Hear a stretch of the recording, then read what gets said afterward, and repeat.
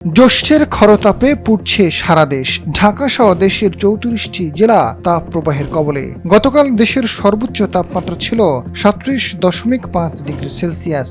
রাজধানী ঢাকা যা ছিল ৩৬.৪। তাপপ্রবাহের সঙ্গে প্রায় বৃষ্টিহীন রয়েছে দেশের বেশিরভাগ অঞ্চল। সোমবার দেশের ৮টি বিভাগে বৃষ্টির পূর্বাভাস দিলেও তাপমাত্রা কমার সম্ভাবনা নেই বলে জানিয়েছে আবহাওয়া অধিদপ্তর।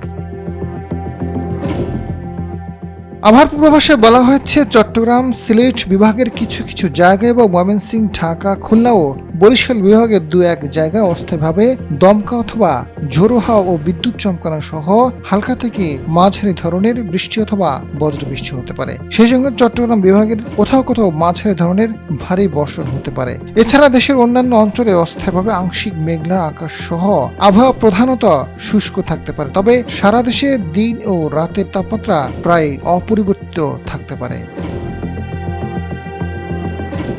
আবহাওয়াবিদ ডক্টর আবুল কালাম মল্লিক জানান, দেশের ৩৪টি জেলায় বয়ে যাচ্ছে তাপপ্রবাহ।